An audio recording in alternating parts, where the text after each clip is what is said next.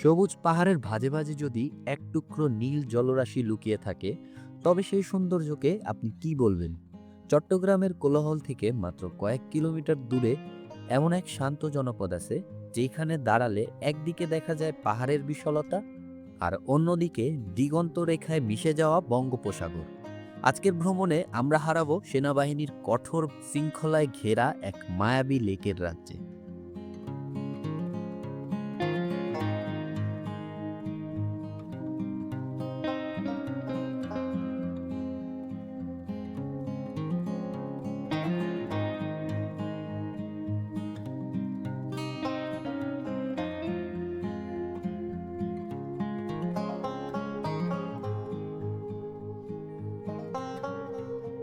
আসসালামু আলাইকুম, welcome back to the ভবঘুরে।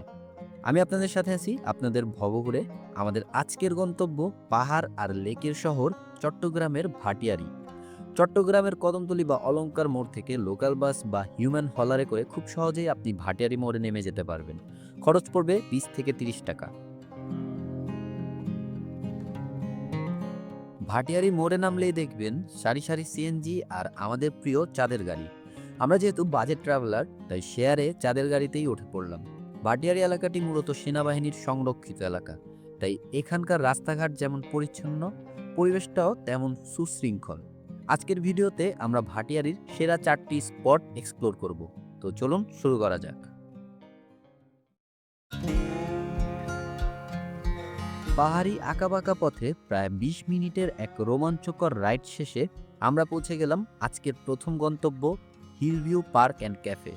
জনপ্রতি 50 টাকা টিকিট কেটে ভিতরে ঢুকতেই নজরে পড়ল চমৎকার একটি ক্যাফে।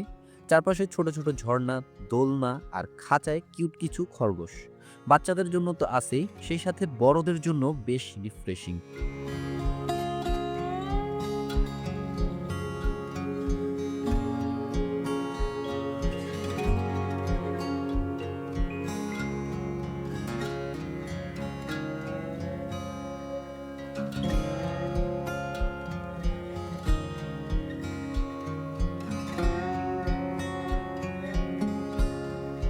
পার্কের ডান দিকে আছে একটি বিশাল নার্সারি, যেখানে বিভিন্ন রকমের ফুল আর বনজ গাছের সমারোহ।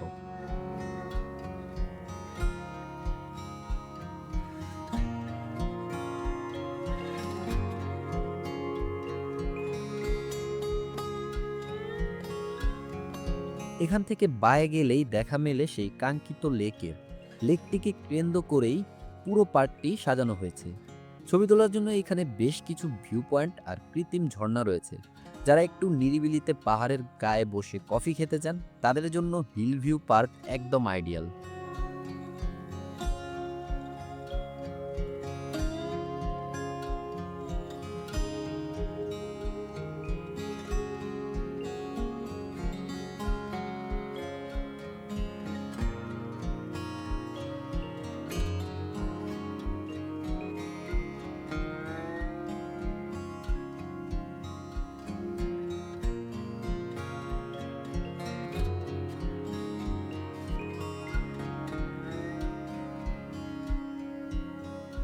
পার্ক থেকে বের হয়ে লোকাল সিএনজিতে করে আমরা চলে আসলাম ভাটিয়ারি লেকের মূল বোট রাইডিং পয়েন্টে।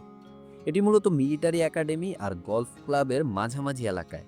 এখানকার লেকটি অনেকটা পাহাড়ি নদীর মতো আঁকাবাঁকা। ইঞ্জিন চালিত নৌকা বা প্যাডেল বোটে করে 20 থেকে 30 মিনিটের একটি ট্রিপ নিতে পারেন। খরচ পড়বে গ্রুপ ভেদে 200 থেকে 300 টাকা।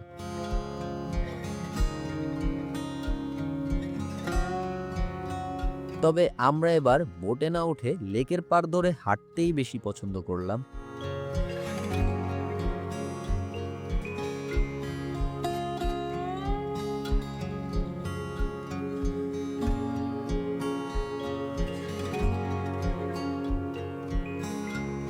বোট পয়েন্ট থেকে সামান্য দূরেই বাংলাদেশের দ্বিতীয় বৃহত্তম golf club, Bhatiary golf club and country club.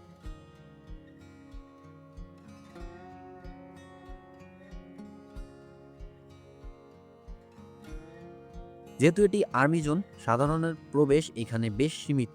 তবে গলফ ক্লাবের মেম্বারদের বাইরেও সাধারণ পর্যটকরা এখানকার গলফ গার্ডেন রেস্টুরেন্টে যেতে পারেন।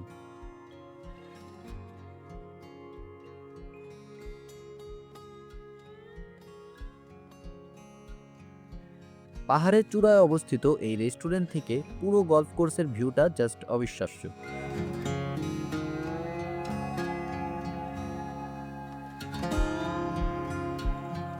তবে একটি বিষয় মাথায় রাখবেন, এখানকার খাবারের দাম সাধারণের চেয়ে একটু বেশি, তাই বাজেট নিয়ে একটু বুঝা শুনা ঢোকা উচিত। আমরা দুপুরের হালকা স্ন্যাক্স খেয়ে এইখানকার নীরবতা উপভোগ করলাম।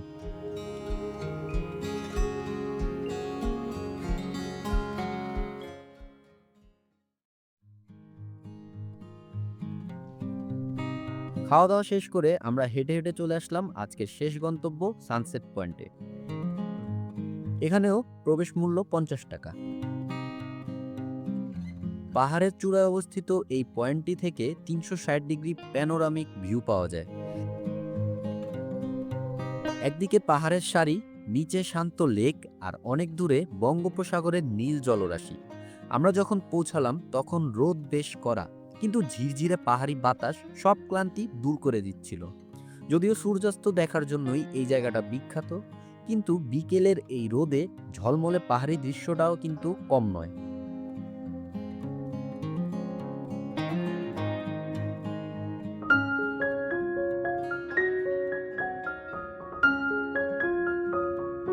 পুরো ট্যুর শেষে একটা কথাই বলবো, ভাটিয়ারি চট্টগ্রামের একদিনে ভ্রমণের জন্য সেরা অপশন।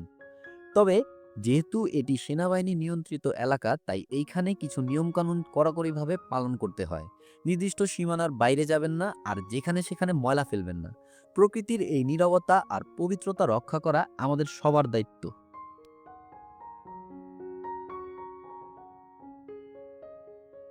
ভাটিয়ারির এই পাহাড় আর লেকের মিতালি আজ এখানেই শেষ করছি।